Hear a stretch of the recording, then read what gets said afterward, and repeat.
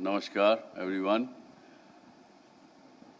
Dear Prasunji, Vikram, Sudhir, all the friends, dignitaries present here, and all of you who are sitting at home and watching this Arth, a cultural festival.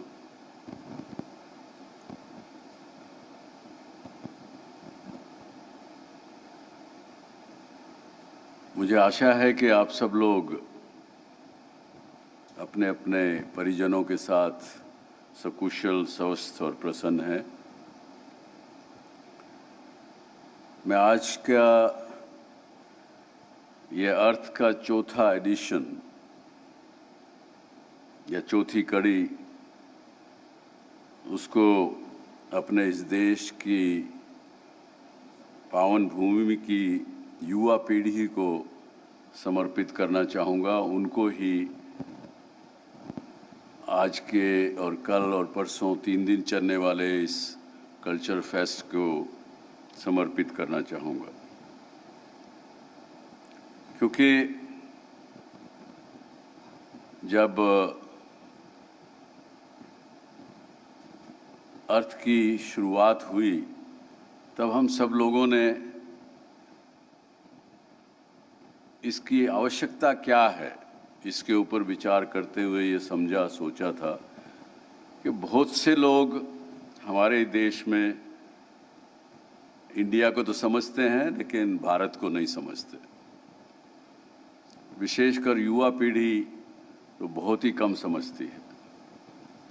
तो श्रेयसी और सभी जी की team ने और आज जो team है जी live की, सबने यही कहा कि हमें आवश्यकता है कि इस देश में जो बार बार प्रश्न उठते हैं, बार बार बातें उठती हैं कि हमारे कल्चरल पुराने एंशिएंट इंडिया की सिविलाइजेशन के बारे में जानना, उसके बारे में समझना, उसकी क्या आवश्यकता है आज के युग में, आज के मॉडर्न इंडिया में हमें क्यों पिछली बातों को याद करना चाहिए, अच्छी बुरी कैसी भी हों।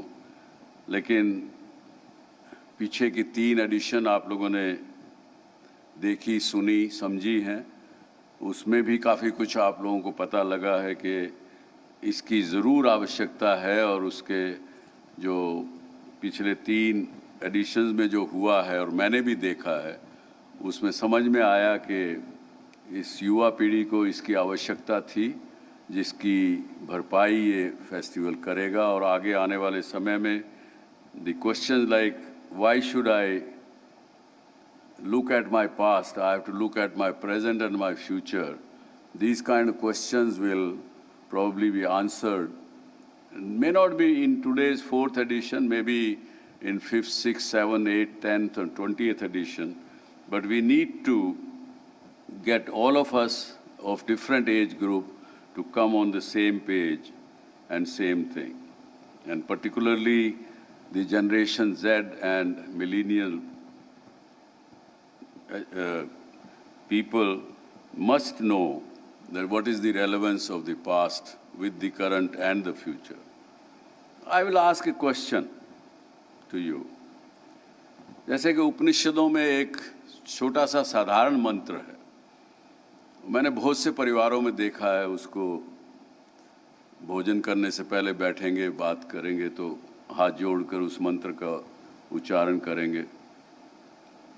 उसको मैं बताता हूँ कि सीधा वो कहते हैं कि अस्थो माँ सद्गमय, तमसो माँ ज्योतिर्गमय, मृत्युर्माँ अमृतम गमय। ओम शांति शांति शांति। अब इस मंत्र की जो उपनिषदों में लिखा गया आज के दिन को रेलेवेंस है, अर्थ जानेंगे तो है, समझेंगे तो है।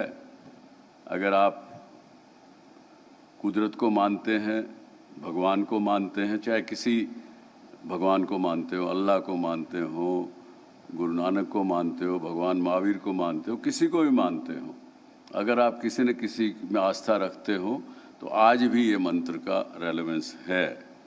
क्योंकि इसका अर्थ केवल ये है कि हे परमात्मा, मुझे अज्ञानता से ज्ञान, अंधेरे से उजियारे तथा मृत्यु से अमृतत्व की ओर जाने का में सहायक बने, मेरी सहायता करें।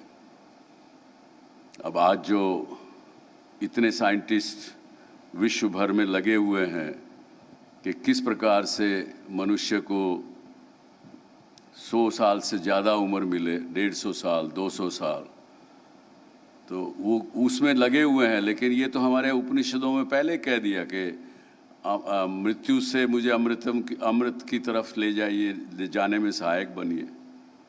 तो इस प्रकार की बात है, और अगर आप समझेंगे तो इसकी रेलेवेंस है, पुरानी चीज़ों की रेलेवेंस है, उसमें अच्छी चीज़ें निकालिए और बुरी चीज़ों को छोड़ के आगे बढ़िए। यही अर्थ का एक महत्व है। तो इसलिए आज मैं श्रेषी को और फेस्टिवल डायरेक्टर्स को और बाकी अन्य जी लाइव की टीम को बहुत बहुत बधाई देता हूँ, साधुवाद देता हूँ कि उन्होंने इतना अच्छा आयोजन हम सब के लिए किया। एंड आगे भी आप इसको आगे बढ़ाते रहेंगे, ऐसी मेरी शुभेच्छा, ऐसी मेरी शुभकामनाएं। Though it is a huge task in front of all of you to make Bharat understand. India, everyone understand through the Google and everything. Bharat के बारे में अगर आप गूगल करेंगे तो उसमें सामने आ जाएगा इट इज़ इंडिया। तो ये मायने नहीं है। Do we know that? और बहुत से यंगस्टर्स को, आप लोगों को जो बैठे देख रहे हैं, हम ज़्यादातर कहते हैं कि भारत में 8 भाषाएं हैं, लेकिन सच्चाई ये है कि भारत में 22 भाषाएं हैं। 19,500 डायलेक्ट्स अलग अलग हैं। इसके अलावा केवल ये कुछ 5-6 जानी मानी धर्म या समाज नहीं है इस देश में। 3,000 से ज़्यादा कास्ट हैं इस देश में। 25,000 से ज़्यादा सब कास्ट हैं इस देश में। 645 ट्राइब्स हैं अलग अलग प्रकार की, अलग अलग विचारधारा की। 13,857 माउंटेन्स इस देश में हैं, इस देश को घेरे हुए हैं, बचाते हैं, बीच में भी हैं। और कितनी रिवर्स हैं आपके हिसाब से? 400 से अधिक नदियाँ इस देश में बहती हैं। तो इस प्रकार का एक विविधताओं से भरा ये देश, इसको जल्दी से पहचानना, जानना, इसके बारे में जानना कठिन है लेकिन नामुमकिन नहीं। अर्थ इस बात को पूरा करेगा, ऐसी मेरी पूरी मुझे आशा और विश्वास है। बहुत से बुद्धिजीवियों से आप मिलते होंगे, मैं भी कभी कभी मिलता हूँ, आगे भी मिलते रहेंगे। उनसे जब भी बात करें, बहुत से लेक्चर देते हैं वो, बहुत सी बातें करते हैं, बहुत सा ज्ञान बांटते हैं, हम सबको उनसे कुछ सीखने को मिलता है, ऐसा बोलते हैं लोग।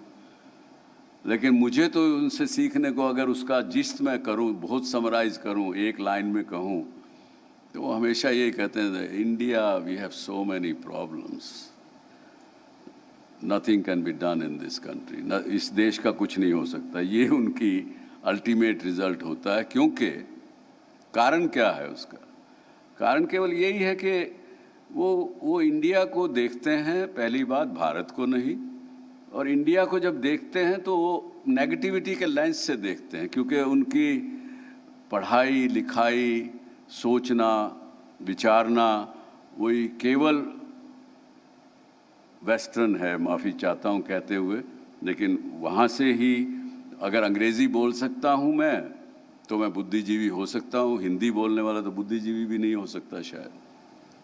दूसरी भाषाएं भारत की बोलने वाला शायद वो भी कुछ नहीं जानता। इस प्रकार की भ्रांति और हम लोगों को सैकड़ों वर्षों से बताई गई है, पिलाई गई है, जिसके कारण से दुर्भाग्यवश बहुत से लोग अपने बच्चों को केवल हिंदी इंग्लिश मीडियम में ही भेजना चाहते हैं और अपने कल्चर की, अपने बातों की, अपने ग्लोरियस सिविलाइजेशन की कभी बात वहाँ पे नहीं होती, कॉलेजेस में, स्कूल्स में नहीं होती। और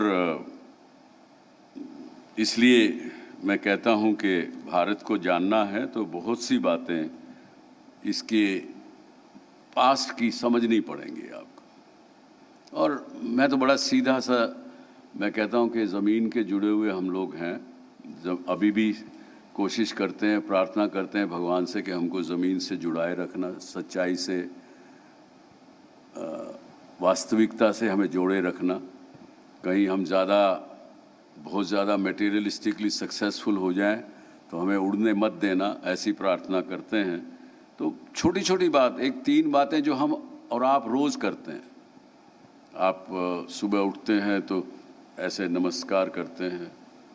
महिलाएं, भारत की महिलाएं माथे पर बिंदी लगाती हैं। छोटा बच्चा अपने बड़े को पाँव छूकर प्रणाम करता है, वो उसके सर पर हाथ रखता है। तो ये छोटी बातें हैं, लेकिन आप समझते हो ये तो बड़ी पुरानी, और ये आज के दिन कौन करता है? हाय हाय पापा, हेलो, ऐसा करके निकल जाते हैं। तो ये उससे क्या रेलेवेंस है, ये पूछते हैं। मैं आज आपको बताता हूँ कि तीनों में साइंटिफिक कारण है कुछ न कुछ। नमस्कार करना मतलब, मैं ये शरीर मेरा 5 तत्व का बना, उन 5 तत्व से, यानी 5 उंगलियां 5 तत्व के बराबर, और अपने हृदय के ऊपर रखकर मैं आपको कहता हूं कि मैं आपको आदर करता हूं, आपका सत्कार करता हूं। रेलेवेंस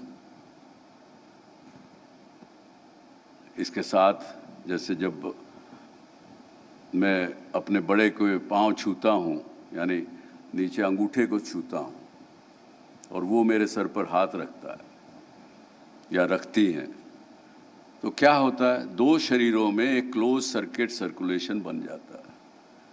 जो विद्या, जो एक्सपीरियंस, जो बड़े बुजुर्ग के अंदर है, वो उस क्लोज सर्किट के माध्यम से छोटे के शरीर में घुसता है, उसकी बुद्धि को निर्मल करता है, उसको आगे करता है। रेलेवेंस है। जब भारतीय महिला अपने माथे पर बिंदी लगाती है, तो ये जो मेडिकल के डॉक्टर इस ऑडियंस में बैठे होंगे या अपने घर में सुन रहे होंगे, वो इस बात को बिल्कुल स्वीकार करेंगे कि अगर कोई व्यक्ति हिप्नोटिज़म की बात जानता हो और हिप्नोटाइज करना जानता हो, ये कोई साइंस है, ये कोई विद्या या कोई कौशला नहीं है, कोई सुनी सुनाई बात नहीं है। तो ये सबसे बड़ा कमज़ोर बिंदु महिला के माथे, मस्तिष्क पे होता है। उसको वो बींध ना सके, उसको वो हिप्नोटाइज ना कर सके, इसलिए इसकी प्रथा चली। अब आज अगर हम नहीं जानते तो उसको धार्मिक रूप से बता दिया, बोले साहब केवल शादीशुदा महिलाएं ही बिंदी लगाती। नहीं, लड़की जब कुछ उम्र के बाद आगे बढ़ जाती है तो सभी बिंदियां लगाती हैं, ऐसी प्रथा है। तो हमारे जो रिचुअल्स हैं, हर एक के पीछे कुछ न कुछ साइंटिफिक कारण, कुछ न कुछ चीज़ है।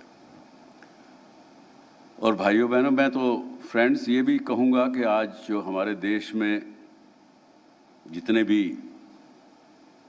बड़े लोग हुए जिनको हम आज भगवान के रूप में भी पूछते हैं, गौतम बुद्ध हुए, भगवान महावीर हुए, गुरु नानक देव हुए, महाराजा अग्रसेन हुए, आज के युग में मॉडर्न टाइम्स में ओशो हुए, ये सब, इनको मैं साइंटिस्ट कहूँगा।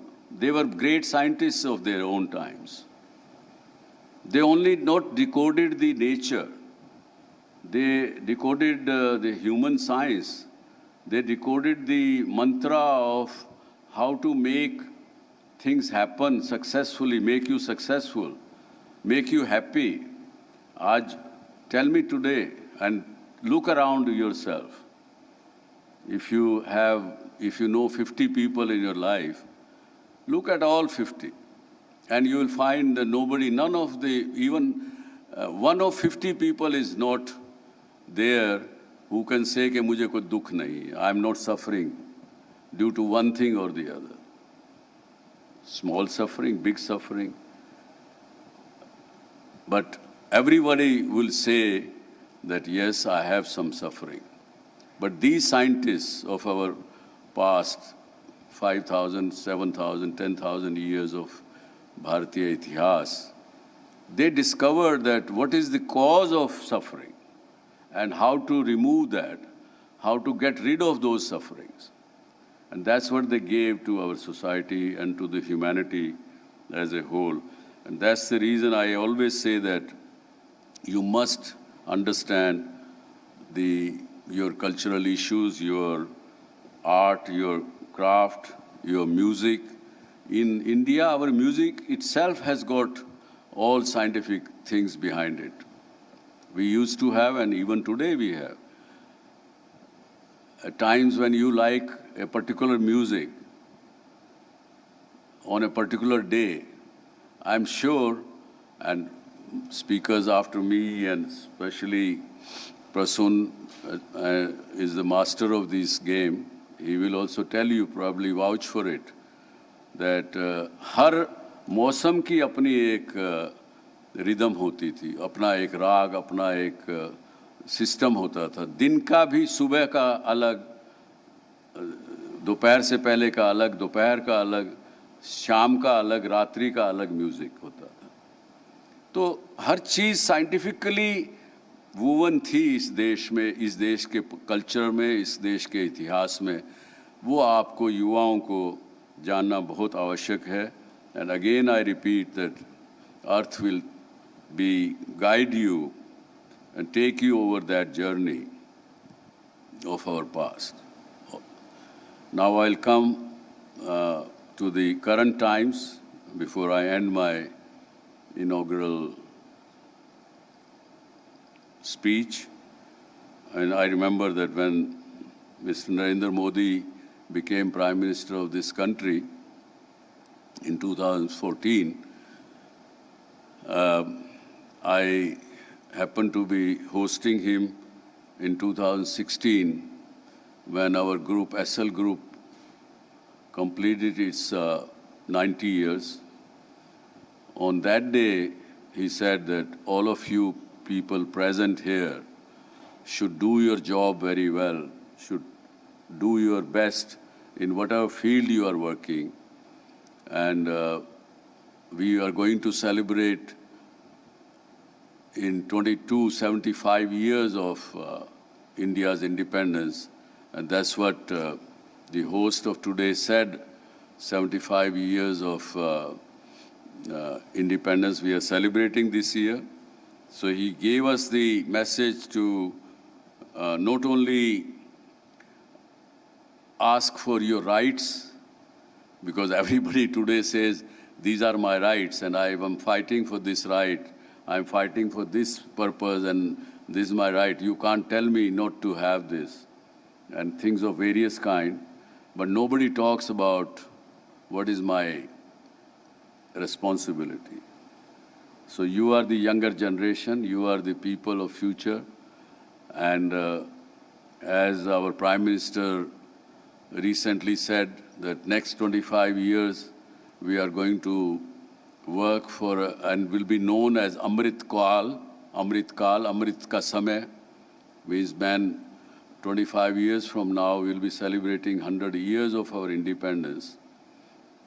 We have to all prepare for that, and we have to be ready for moving towards becoming again the global guru or Vishwa Guru, and that which was very, very happy, healthy, and very, very wealthy as well. So to attain those things, my Yuva Sathiyo, you have to do lots of work, because we still have some grounds to cover. Lots of things which are not good, have not gone good in last 75 years, we have to correct them. For example, आज के जो कानून हैं, which laws we have, they have resulted into what? We have to ask this question. When you say na, that why do I need to know my cultural history in this modern time? These are the things which make you think that no, I need to know. Because today's modern laws have resulted into 4 crore 81 lakh court cases are pending in our courts in India. 50 million cases are pending in my courts of India. And there are 1,350 jails in this country with 500,000 people in the jails. We don't want that. And if you don't want that, then you have to go back and look at the laws which existed in the ancient India.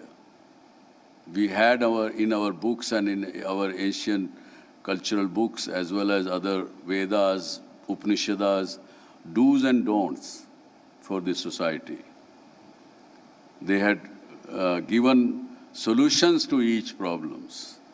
If you would look at those, you will realize the governments of this time will also realize that when you write the law, the person who is writing the law thinks and writes in English, but then somebody interprets it in Hindi.